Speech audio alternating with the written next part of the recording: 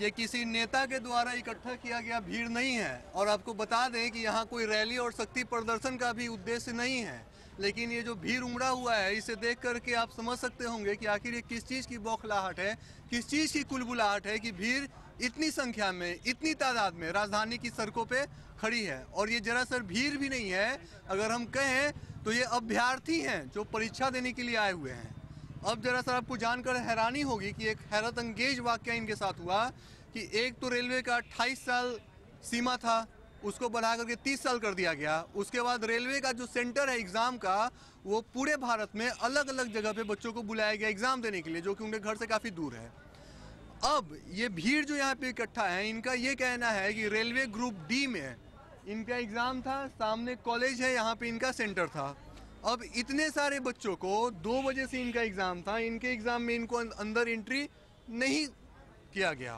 अब क्यों एंट्री नहीं किया गया, इस मुद्दे पे इनका कहना है कि ओरिजिनल आईडी प्रूफ की वेरिफिकेशन के बाद ही हमारी सेंटर में एंट्री हो सकती थी।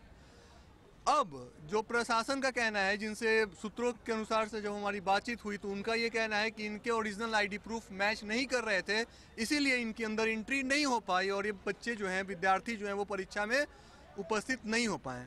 सवाल ये उठता है कि 1, 2, 3, 4, 5 लोगों की ओरिजिनल आईडी प्रूफ हो सकता है कि मैच ना करती हो, लेकिन इतने सारे भीड़ में जो लोग हैं, इतने सारे की आईडी प्रूफ मैच नहीं करे, ऐसा कैसे हो सकता है? आइए और पूरा मामला क्या है, इन लोगों से बात करके जानकारी लेते हैं। बताइए जी, क्या नाम हुआ आपका? मेरा नाम संजय कुमार हुआ। संजय जी, क्या मामला है? पूरा मतलब क्या मामला ये है कि कोई विद्यार्थी मतलब 2 बजे का आए हुए, मतलब आए हुए तो कम से कम 12 बजे आए हुए हैं, लेकिन सेंटर पे आने के बाद वो क्या हुआ कि इनका जो है, इनका आधार कार्ड है और भी बहुत जो लेडीज़ थी और मेरी भी घर से गए हैं, उनको भी मतलब इतना टेंशन, इतना टॉर्चर हुआ कि ये चीज़ नहीं है, ये चीज़ नहीं है, ये चीज़ नहीं है, ये कहाँ से हो, यहाँ से कहाँ से हो, ये फोटो नहीं मैच हो रहा है। सुनो मेरी बात, फॉर्म पे लिखा हुआ रहता है ना कि आपको क्या क्या चीज़ लेकर जाना है। जी सर, आधार कार्ड,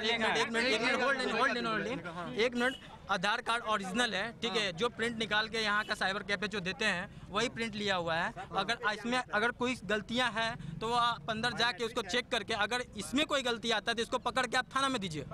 बायोमेट्रिक है सिस्टम में, इसको पकड़ के थाना में दीजिए। लेकिन यहाँ क्या सिस्टम है कि यहाँ भले मैच नहीं कर रहा है, आप उसको बाहर निकाल दिए, क्योंकि मेरे पास टाइम नहीं है, क्योंकि वो चल जाने के बाद मेरे को आराम से बैठना है, नाश्ता करना है, चाय पीना है। आप बताइए क्या हुआ? देखिए सर, हम टाइम से सेंटर पहुँचे थे, मेरे पास आधार कार्ड भी था, फिर भी मुझे जाने नहीं दिया और कहा गया कि आपका आधार कार्ड मैच नहीं कर रहा। आधार कार्ड आपके मन से क्यों नहीं मैच कर रहा? जब बायोमेट्रिक है आपके पास तो आपको बायोमेट्रिक वेरिफिकेशन कर लीजिए। हम गलत हैं तो फिर अब टाइम से पहुंचने के बाद भी नहीं जाने दिया। और मेरे तरह ऐसे कई स्टूडेंट आज वापस लौट के गए, एग्जाम नहीं दे पाए आज।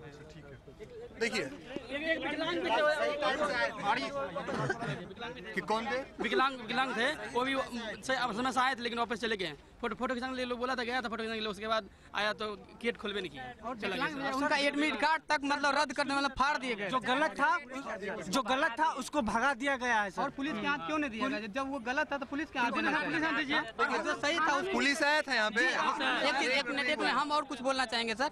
हम 1 बजे सेंटर पर पहुंचे थे, उसके बाद जब लाइन शुरू हुआ तो जब हम लाइन में लगे, ठीक है सर, जब गेट पर गए तो डायरेक्ट देखे और उसके बाद बोले तुम्हारा एग्जाम नहीं है। आधार बोले क्यों सर, हम तो टेक्नीशियन का एग्जाम दिए, क्या है प्रॉब्लम बताइए, नहीं तो बायोमेट्रिक स्टंप ले लीजिए हमसे, अगर गलती है तो हमको थाना में दे दीजिए। तो डायरेक्ट फेंक हमको भगा दिए। तब क्या पूछा नहीं कि क्यों नहीं है तुम्हारा एग्जाम? हाँ, तो हम पूछे सर कि मतलब क्यों, डायरेक्ट बोला कि तुम्हारा आधार सही नहीं है। हम बोले क्या सर, आप आधार नंबर मिलाइए, बायोमेट्रिक लीजिए, जैसे आपको करना, अगर गलत लगते हैं कि थाना में दीजिए।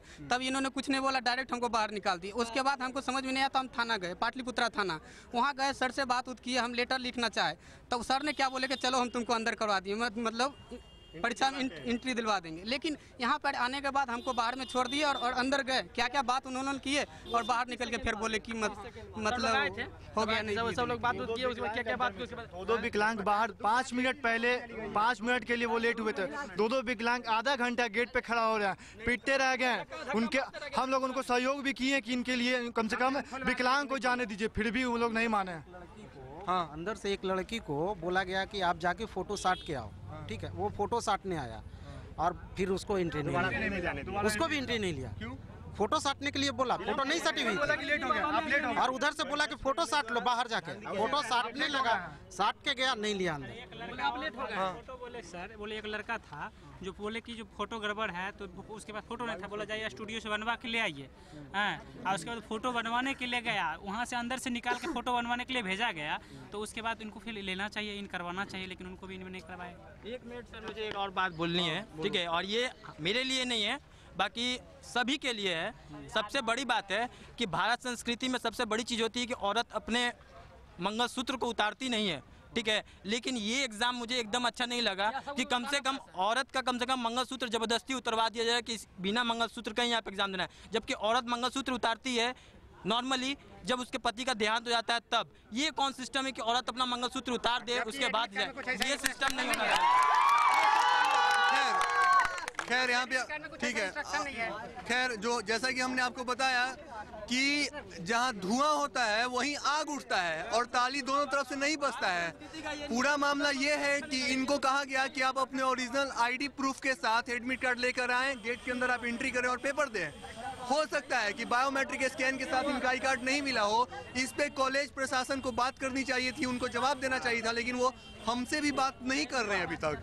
इतने संख्या में जो विद्यार्थी उपस्थित हैं, अब इनके जो सपने टूटे हैं, आप खुद अंदाजा लगाइए कि विद्यार्थी जो हैं वो कितना दिन तक रुक करके मेहनत कर करके परीक्षा की तैयारी करते हैं, और उनकी आंखों के सामने जब परीक्षा चल रहा हो अंदर और ये बाहर गेट पे खड़े हों, तो आप इससे अंदाजा लगा सकते हैं कि इन पे क्या बीतती होगी। सर बायोमेट्रिक क्यों नहीं करवाया गया? सर बायोमेट्रिक भी नहीं करवाया गया तो है, वो चेक तो कर रहे हैं आपके बायोमेट्रिक। नहीं, किसने नहीं करवाया? वहाँ बोला गया, एक मिनट, वहाँ यही बोला गया सर कि आपका सिर्फ आँख से देख के, सिर्फ वो देख के कह रहे कि आपका मैच नहीं कर रहा। बायोमेट्रिक सिस्टम है ना, तो फिर भी नहीं कर बायोमेट्रिक पूरा सुविधा थी, मैच नहीं करवाया गया, मन से बोल दिया कि आपका मैच नहीं कर रहा है। फिंगर चेक करें आप, मालूम चल जाएगा कि फोटो हमारा अब गलत है तो आप फिंगर में मैच कीजिए, बायोमेट्रिक लीजिए, आपको मालूम चल जाएगा बायोमेट्रिक। खैर ठीक है, समस्याएं बहुत हैं। आप देख रहे होंगे कि जितने भी अभ्यर्थी, इनका आज परीक्षा था, इनको आज परीक्षा देने नहीं दिया गया है, और वो भी परीक्षा छोटा मोटा नहीं, इंडियन रेलवे, भारतीय रेलवे के ग्रुप डी का था। अब इसी से आप अंदाजा लगाइए, अब इसी से आप अंदाजा लगा लीजिए कि हमारे यहाँ शिक्षा व्यवस्था की क्या स्थिति है, और इस तरह से जब विद्यार्थियों के जो सपने टूटेंगे तो फिर ये कहाँ जाएंगे। आज की इस विशेष पेशकश में बस इतना ही, और आपको हम बताना चाहेंगे कि इन लोगों ने भी हमसे बात करने की कोई प्रयास नहीं की। कॉलेज के प्रशासन, एग्जाम के सुप्रिटेंडेंट थे, उनसे हमने कोशिश किया कि बात इनसे किया जाए, इनसे पूछा जाए, मामले को दोनों तरफ से रखा जाए, लेकिन यह मामला सिर्फ एक तरफ से ही है, दूसरे तरफ से कोई सुगबुगाहट नहीं है। इन्होंने हमसे कोई बातचीत नहीं किया। कैमरा देखते ही ये भागते हुए नजर आए। धन्यवाद।